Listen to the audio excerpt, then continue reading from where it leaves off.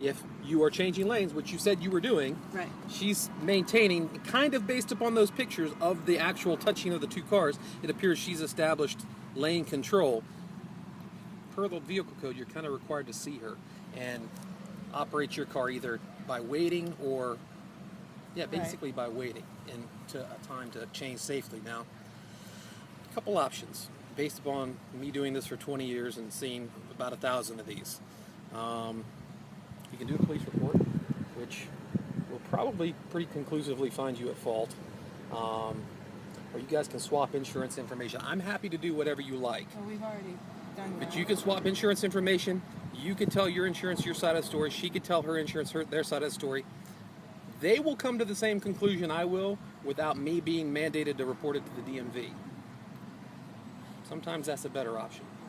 You guys work it out between you. I'm happy to do whatever, but I don't. It's kind of a no-win situation for you, I think, just based upon what I see, where her cars, your cars hit, her cars hit.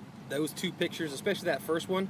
I mean, it's pretty. Even though it's not a huge like panoramic view, clearly your car is like this. Clearly her car is pretty much like this, based upon the angle, which means you were changing lanes.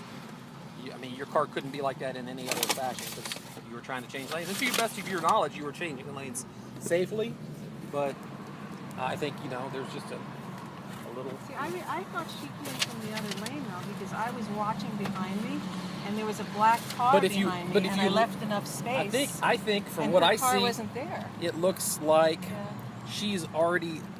The first picture and then the second picture, I mean, it could have been after the fact, but the angle of your car and the angle of hers. So, given your argument, I would say that's where claims adjusters will decide. Right. And they will set percentages. You're 50% to blame, you're 50% to blame, based upon your conflicting statements, we'll call it. I don't have that luxury. I got to pick one person at fault, or I got to pick nobody at fault. Right. In which case, insurance is going to pay the same either way. Right.